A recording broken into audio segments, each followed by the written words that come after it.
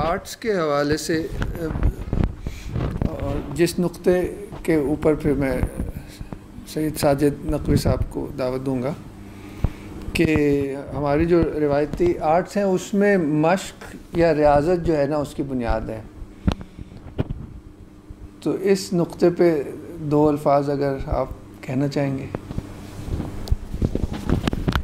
اس میں خوش آمدید. پہلے شکر گزار ہوں تیمور صاحب کا کہ انہوں نے مجھے ناچیز کو عقیر کو بہت بھاری بھرکم اساتذہ کی فہرست میں شامل کر لیا. تو میں اپنی جگہ اس فہرست میں کہیں نہیں پاتا ہے، پر آپ کا شکر گزار ہوں. میری خدمت خطاطی کے حوالے سے آپ اس سلسلے میں ہوگی انشاءاللہ تعالی العزیز. تو جو دو لفظ کہنے کی ذمہ داری ہے تیمور صاحب نے مجھے دی ہے. سلسلے میں عرض یہ ہے کہ آپ لوگ تشریف لائے ہیں جس جگہ پہ. پہلی بات یہ ہے کہ یہ چیز طے کر لیجئے کہ یہ عام جگہ نہیں ہے. یہ بات کسی خارجی یا میرے دل سے باہر کی کسی فضا کے حوالے سے بات نہیں کر رہا، جو چیز خود میں نے ایکسپیرینس کی ہے اپنے سیکھنے. ابھی بھی میں ایک طالب علم ہوں علم خط کا، اور اس کے علاوہ خود کو کچھ نہیں سمجھتا. تو جتنی بھی جگہوں پہ جیسا بھی تعلق میرا انسٹیٹیوشنز کے ساتھ رہا ہے، جیسی فضا، جیسی نیت، جیسا جذبہ میں نے یہاں دیکھا ہے بخدا میں نے اور کہیں نہیں دیکھا. یہ اس میں کوئی مبالغہ نہیں ہے، کوئی بیجا تعریف نہیں ہے. اور یہی وجہ ہے کہ میں یہاں پہ آ کے ٹھہر گیا ہوں. مجھے ٹھہرنے میں مزہ آ رہا ہے یہاں پہ. ٹھیک ہے، کچھ جگہ ہوتی ہے جہاں پہ انسان آ کے ٹھہر جاتا ہے اور وہاں سے پھر آگے پیچھے ہلنے کو دل نہیں کرتا. ہست و نیست ادارے کا نام ہے، اور اس کے سرنامے میں ایک شعر ہے، اور شعر کا ایک مصرعہ ہے کہ اندک اندک جمع مستان بھی رسن. پہلے تو نام پہ بات کر لیتے ہیں کہ ہست و نیست کہ ادارے کا نام ہی سنتے ہیں تو آپ کو اپنے وجود کی فکر پڑ جاتی ہے کہ ہیں یا نہیں ہیں.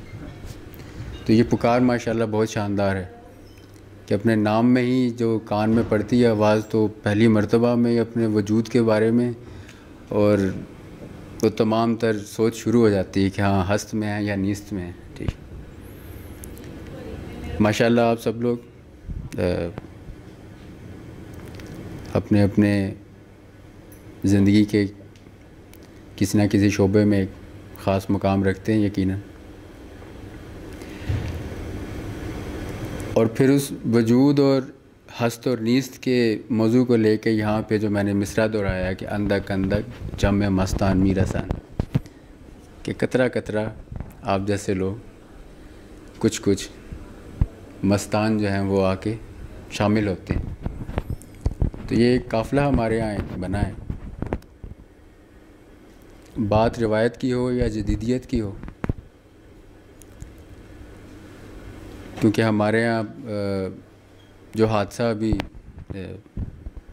یہ ہماری بدقسمتی ہے، گفتگو کے بہت حصہ جو ہے وہ حادثوں میں اور بدقسمتیوں کے تذکرے کرنے میں گزر جاتا ہے.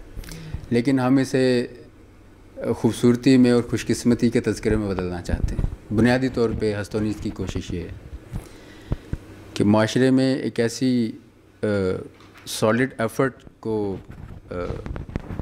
انیشیٹ تو کر چکے ہیں، اس کو آگے بڑھایا جائے، مزید بڑھاوا دیا جائے، جو حقیقتاً ایک ایسی کوشش ہو جو یہاں پہ اس کوشش میں جو بھی شریک کار ہے، چاہے سکھانے والا ہے یا سیکھنے والا، وہ حقیقتاً اپنی سچی نیت کے ساتھ کچھ نہ کچھ اپنی کوشش کا پھل لے کے جائے. تو چاہے آپ کی رغبت روایت کی طرف ہے تو روایت تو ہمارے اس ماحول کا خاصہ ہے. ٹھیک ہے، اور بلکہ میں نے تو بہت سے ایسے حضرات کو دیکھا جو یہاں پہ صرف روایت کا مزہ چکھنے کے لیے سر شام ان دھیمی بتیوں کے نیچے آ کے بیٹھتے ہیں، اور کچھ دیر بیٹھ کے، اور زیادہ تر ہمارے جو کوثر صاحب ہیں ماشاءاللہ ان کے دامی الفت میں الجھے ہوئے ہیں. ٹھیک ہے، تو ایک روایت کا ایک بہت خاص پہلو ہے. روایت وہ نام ہے جو ہمارے آج کل کے زندگی کے تمام تر جو سرگرمی ہے اس میں سے معدوم ہوتا جا رہا ہے۔ روایت کا تعارف حاصل کرنا، روایت کی فطرت کو جاننا میرے نزدیک ہستونی سے بہتر ادارہ کوئی نہیں۔ لیکن ہم جدیدیت کے ساتھ بھی جڑے ہوئے ہیں، ہمیں آگے بھی بڑھنا ہے، اپنے ہم اثر تقاضوں کو بھی نبھانا ہے۔ تو روایت اور جدیدیت کا ایک خاص توازن بھی انشاءاللہ اس کورس میں آپ کو ملے گا۔ اور لیکن کچھ بھی ہو، کوشش کیسی بھی ہو، تان ہماری ٹوٹے گی مشق عشق پہ آ کے،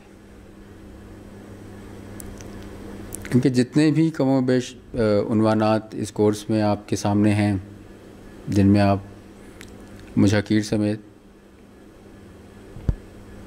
کیونکہ میں خود کو بڑے بڑے اساتذہ کی فہرست میں شامل نہیں کرتا، میں پہلے ہی ان کا شکر گزار ہوں کہ انہوں نے مجھے موقع دیا۔ ایک طالب علمانہ کاوش رہے گی آپ کے ساتھ، لیکن حقیقی تقاضا یہی ہے، پکار یہی ہے، وہ ہست و نیست کی جو پکار وہ یہی ہے کہ مشق عشق۔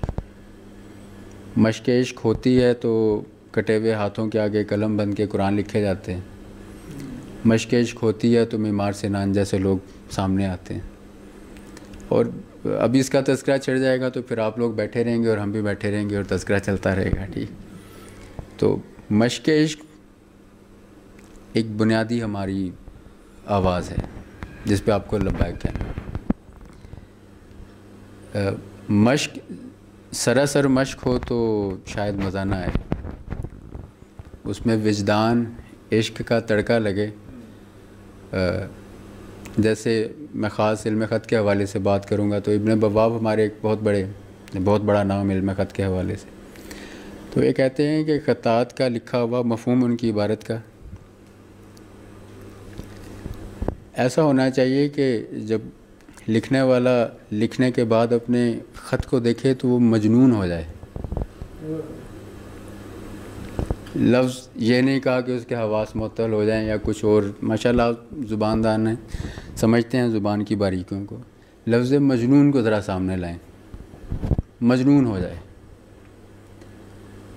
تو مشق کوئی بھی ہے آپ کی، مشق سے مراد آپ کی ایفرٹ، اس کا دائرہ کار بڑھاتے جائیے تو جس چیز پر بھی اس کا اطلاق ہوگا اس کی ایک بہت وسیع تصویر ہمارے سامنے آ جائے۔ تو بہرحال بات وہی ہے کہ جو تیمور صاحب نے تذکرہ کیا کہ ہمیں مشق عشق کی عادت ڈالنی ہے،